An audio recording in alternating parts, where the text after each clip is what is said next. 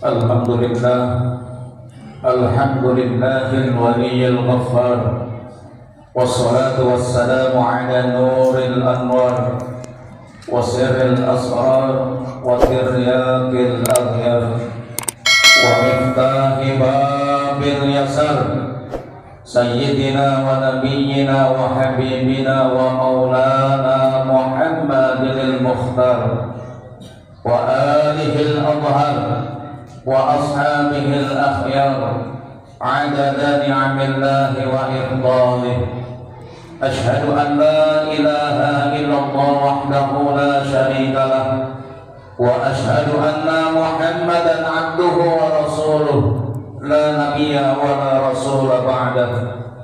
Allahumma salli wa sallim wa barik ala sayyidina Muhammadin khatamin nabiyyin wa imamul muttaqin wa ala alihi wa sahbihi ajma'in. Amma ba'd, fa ya ayyuhan nas ittaqullaha haqqa tuqatih wa la tamutunna illa wa antum muslimun.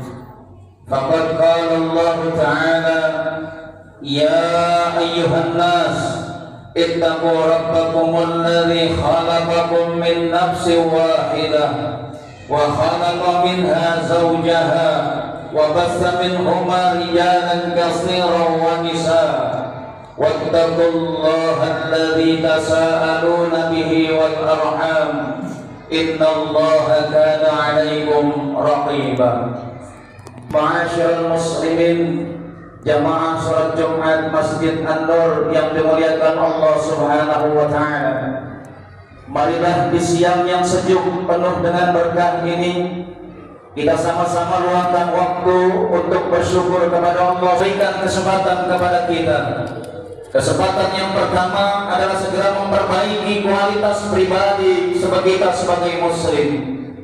Lalu kesempatan yang kedua adalah segera memperbaiki kualitas ibadah kita kepada Allah Subhanahu wa taala. Mudah-mudahan dengan bekal umur yang tersisa ini dapat kita manfaatkan untuk semakin taat ibadah kepada Allah Subhanahu wa taala. Salawat dan salam tidak lupa senantiasa kita limpah curahkan kepada junjungan alam Nabi akhir zaman, pemimpin revolusi dunia akhirat, baginda Rasulullah sallallahu alaihi wasallam beserta keluarga, para sahabat dan pengikutnya ila yaumil qiyamah. Ma'asyiral muslimin rahimakumullah, di kesempatan yang mulia ini saya selaku khatib mengajak kepada para hadirin sekalian untuk kita sama-sama meningkatkan takwa kita kepada Allah Subhanahu wa taala, karena ternyata takwa adalah satu-satunya bekal yang terbaik untuk kita menghadap Allah Subhanahu wa taala.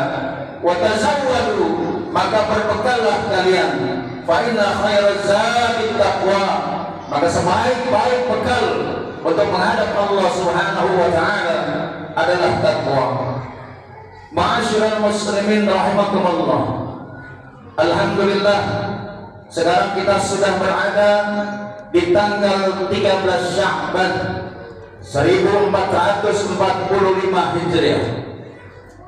Bulan Sya'ban adalah salah satu bulan yang mulia. Bulan ini adalah pintu menuju bulan yang penuh berkah, yakni bulan Ramadan. Maka barang siapa yang berupaya membebaskan diri, membiasakan diri bersungguh-sungguh di dalam beribadah di bulan ini, maka ia akan menuai kesuksesan di bulan Ramadan nanti. Dinamakan bulan Sya'ban karena pada bulan itu terpancar bercabang-cabang kebaikan yang banyak. Yatasya'abu minhu khairun katsir. Mengapa bulan Sya'ban menjadi bulan yang begitu istimewa?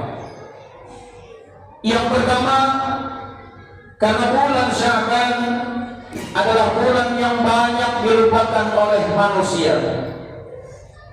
Dalam hadis Nabi sallallahu alaihi wasallam yang diriwayatkan oleh Imam Ahmad, Imam Abu Dawud dan Imam An-Nasai. Rasulullah sallallahu alaihi wasallam bersabda, "Dzalika syahrun yaghfulun nasu anhu baina Rajabin wa Ramadan." Bulan Sya'ban adalah bulan yang banyak dilupakan oleh manusia, terletak antara bulan Rajab dan bulan Ramadan. Mengapa bulan Sya'ban begitu dilupakan manusia? Karena ketika kita berada di bulan Rajab, kita sibuk melaksanakan puasa sunnah. Sedangkan ketika kita berada di bulan Sya'ban, kita begitu sibuk untuk menghadapi datangnya bulan Ramadan. Maka bulan Sya'ban disebutkan oleh Nabi sebagai bulan yang banyak dilupakan oleh manusia. Lalu mengapa bulan Sya'ban begitu istimewa? Yang kedua, bulan Sya'ban adalah bulan diangkatnya amal-amal kita kepada Allah Subhanahu wa taala. Masih dalam hadis yang sama riwayat Imam Ahmad, Imam Abu Dawud dan Imam An-Nasai, beliau sallallahu alaihi wasallam bersabda, "Wa huwa syahrun turfa'u fihi al-a'malu ila rabbil alamin." Bulan Sya'ban adalah bulan yang di dalamnya diangkat amal-amal kita kepada Allah Subhanahu wa taala. Ma'asyiral muslimin rahimakumullah. Pada bulan Sya'ban ada beberapa amalan yang biasa dilakukan oleh para salafun saleh untuk mempersiapkan dan melatih diri dengan memperbanyak ibadah dalam rangka menyambut datangnya bulan suci Ramadan. Di antara amalan-amalan yang dapat kita lakukan di bulan Sya'ban, yang pertama adalah memperbanyak puasa. Puasa di bulan Sya'ban hukumnya adalah sunnah. Bahkan Nabi SAW banyak melakukan puasa itu di bulan Sya'ban dibandingkan dengan bulan-bulan lainnya selain puasa wajib di bulan Ramadan. Dari Aisyah radhiyallahu anha, istri Nabi sallallahu alaihi wasallam, beliau mengatakan, "Fama ra'aitu Rasulullah sallallahu alaihi wasallam istakmala siyama syahrin illa Ramadan. Wa ma ra'aitu aksara siyaman minhu fi Sya'ban." Hadis riwayat Bukhari Muslim. Siti Aisyah radhiyallahu anha berkata, "Tidaklah aku melihat Rasulullah sallallahu alaihi wasallam sempurna melaksanakan puasa 1 bulan penuh kecuali bulan Ramadan. Dan aku tidak melihat beliau sallallahu alaihi wasallam lebih banyak berpuasa selain daripada bulan Ramadan, yaitu di bulan Sya'ban." Hadis riwayat Bukhari Muslim. Ma'asyiral muslimin rahimakumullah. Masih istri Nabi sallallahu alaihi wasallam, Aisyah radhiyallahu anha juga mengatakan, "Lam yakunin Nabi sallallahu alaihi wasallam yasumu syahran aktsara min Sya'ban, fa innahu kana yasumu Sya'ban kullahu." Rasulullah sallallahu alaihi wasallam tidak biasa berpuasa 1 bulan lebih banyak daripada bulan Sya'ban. Maka sesungguhnya Nabi SAW berpuasa pada bulan Sya'ban adalah seluruh hari-hari di bulan Sya'ban. Hadis riwayat Bukhari Muslim. Ma'asyiral muslimin rahimakumullah. Amalan selanjutnya, yakni amalan yang kedua yang dapat kita lakukan di bulan Sya'ban adalah menghidupkan malam nisfu Sya'ban. Berkenaan dengan malam nisfu Sya'ban, jumhur ulama, mayoritas ulama berpendapat bahwa menghidupkan malam nisfu Sya'ban adalah sunnah, baik dengan cara beribadah sendiri-sendiri di rumah atau beribadah dengan cara bersama-sama atau berjamaah. Dan kita boleh mengisi malam nisfu Sya'ban dengan bermacam-macam ibadah seperti zikir, membaca shalawat, melakukan salat-salat sunnah dan lain sebagainya. Dengan catatan tidak ada amalan khusus yang dilakukan pada malam nisfu Sya'ban. Itulah yang dilakukan para ulama dalam menghidupkan malam nisfu Sya'ban. Ma'asyiral muslimin rahimakumullah. Lalu pertanyaannya, mengapa kita disunnahkan menghidupkan malam nisfu Sya'ban? Apa keutamaan malam nisfu Sya'ban? Tentang keutamaan malam nisfu Sya'ban telah banyak hadis dari Nabi SAW. Di antaranya adalah hadis yang diriwayatkan oleh Imam At-Tirmidzi, Imam Ibnu Majah, Imam Ahmad bin Hanbal, dan Imam Ibnu Hibban.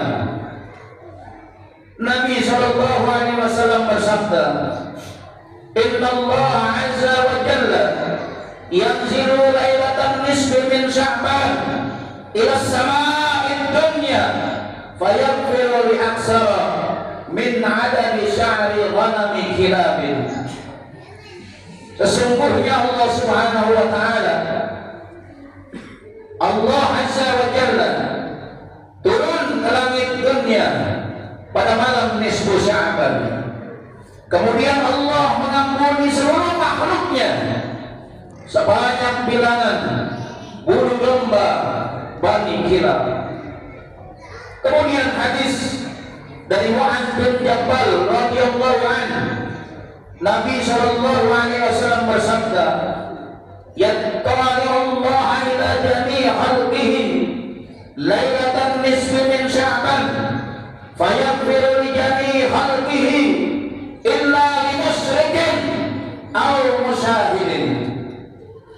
Allah Subhanahu wa ta'ala memandang secara khusus kepada seluruh makhluknya pada malam nisfu Sya'ban, dan Allah Subhanahu wa ta'ala mengampuni seluruh makhluknya pada malam itu kecuali dua golongan, yakni orang yang musyrik dan orang yang bermusuhan tidak akan mendapatkan ampunan Allah Subhanahu wa ta'ala di malam nisfu Sya'ban. Hadis riwayat Tabrani, Ibnu Hibban, Al-Baihaqi, dan Ibnu Majah. Ma'asyiral muslimin rahimakumullah. Demikianlah keutamaan malam nisfu Sya'ban.